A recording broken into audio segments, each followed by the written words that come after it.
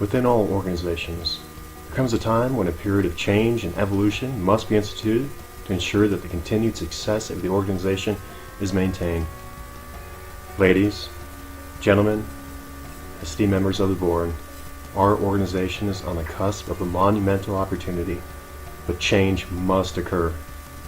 Changes that tear down our traditional philosophies pertaining to our organizational structure, our means and methods of communicating, our decision-making process, and most importantly, changes to the very foundation of how we lead our people and manage our business. Currently, we are arguably at one of the lowest points in our organization. With declining revenues and increasing fixed costs, it's no surprise to anyone within our organization that the profit and loss statement for the past 2 months has reflected an operational loss.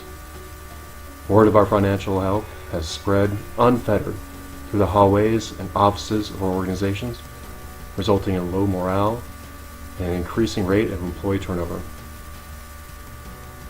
As stated by Kuros 2014, people underestimate their capacity for change.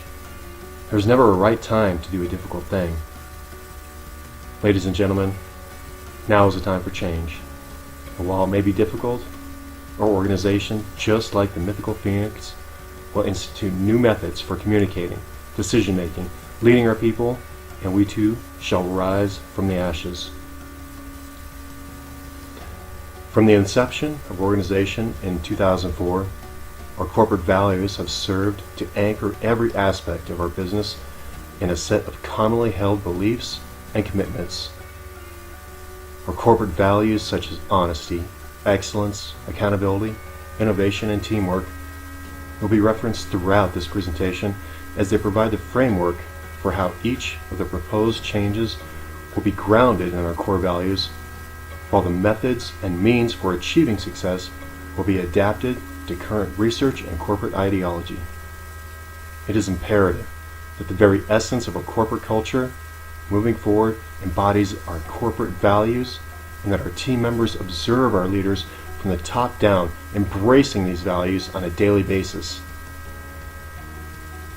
As stated by Aguiar, Alpern, Hull, and Von Post, with so many recognizing the importance of corporate culture in business success, it is critical that learning leaders understand their role in ensuring cultural leads to positive organizational change. When we started our firm, the concept of a true mechanistic corporate structure made sense, because we're a small firm with highly skilled individuals who specialized in one aspect of the design criteria. It was only logical that specialists would report upward to his or her supervisor, who would then report to the project manager, who would then attempt to assimilate all of the information from each silo of the project and then roll it up to me for final approval. As I previously stated, this was good from a concept basis in the beginning, but as we have grown, and as technology and workplace cultures and environments have changed, the integration and cross-pollination of ideas and concepts, as well as the flattening of our reporting hierarchy, needs to be applied to give our employees more autonomy and more power to communicate with each other and share ideas. Our core value of innovation cannot be based on the ideas and thoughts of individuals working independently, but rather a team coming together and jointly collaborating on solutions to complex problems.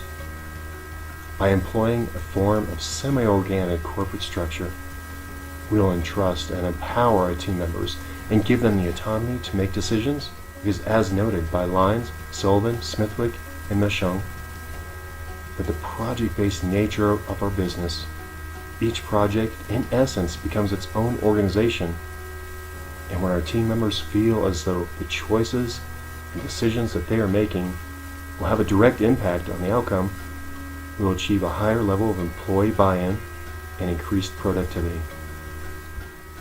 As noted by Parley Buzatu 2011, communication practices are important in implementation of change in organizations. Communication plays a central role in implementation of change. Communicative process and practices are a prominent part of change. Change processes are rooted and enacted through communication. If we now take this philosophy and couple it with a case study conducted by Guzband 2017 on GE, a roadmap for effective internal and external corporate communication can be established. As noted by Guzband, in today's complicated environment of many different media models and social networks, GE recognizes that you should always be telling your story in a new and creative way with engagement from leadership and employees before you need to tell your story. In other words, if people are hearing consistently from you about your company's culture and strategy, this will pay dividends when you actually need their respect and trust. This ideology inherently implies that internal communication with employees is essential. Giles 2016 found that to increase feelings of safety, work on communicating with the specific intent of making people feel safe. One way to accomplish this is to acknowledge and neutralize feared results or consequences from the outset. With that being said, when our employees have a true, honest, and accurate understanding of the health of our organization and any challenges that we may be facing or opportunities that we are considering, we'll be able to leverage that knowledge and creativity so they effectively become part of the decision-making process rather than supporting the unproductive churn of rumors and hearsay.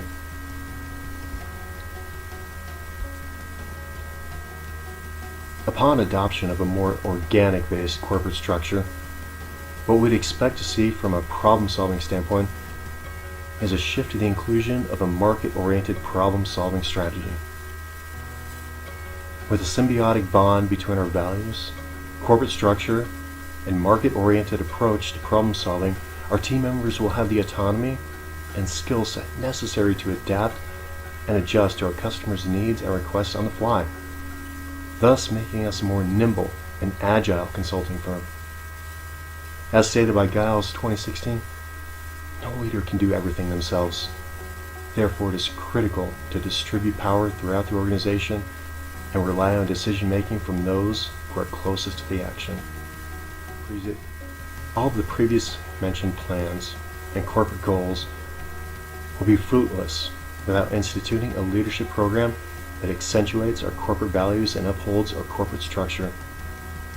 We have some of the most talented engineers in the industry, and we have systematically promoted them through the ranks and placed them in supervisory roles simply because of their technical skill set.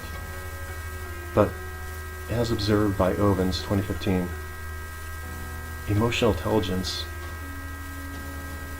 is a sine qua non of leadership.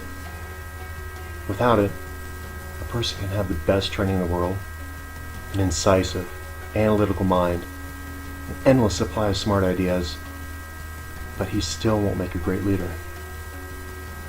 In an effort to continuously help our supervisors and employees lead a personal and professional life filled with growth and prosperity, we'll be creating the role of a Chief Learning Officer, a CLO.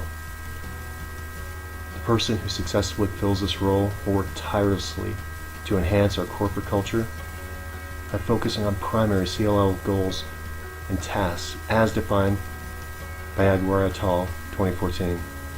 First, CLO will assess and gauge our current cultural strengths and associated challenges. Then move on to identify and develop critical behaviors that clearly demonstrate what our leaders and team members should be doing differently. Then moving on to identify ways to instill a sense of employee pride and commitment in who we are. Then create programs to help grow peer networks while empowering employees to live our corporate culture. And finally, the CLO will personalize the corporate culture by integrating stories of employees and leaders who embody the corporate values. Ladies and gentlemen, we have arrived at this point in our organization because we have become operationally stale and organizationally stagnant in how we run our business and engage our employees. As we take a step back and take a critical and self-reflective look at the organization that we currently are and the one that we have the opportunity to become, we realize we've been given an opportunity to adapt and adjust our mindset and approach to how we conduct our business. As Aguiar et al. 2014 so eloquently noted, it is management's job, along with the people affected by the transition, to figure out how to harness the company's strongest cultural attributes to build momentum and create lasting change. We have the capability to handle this opportunity. But it is incumbent upon us as influential leaders to model the way and forge the path to success based on the action items that I have established within this presentation. Thank you for your time and the continued trust that you've exhibited in the abilities of our organization.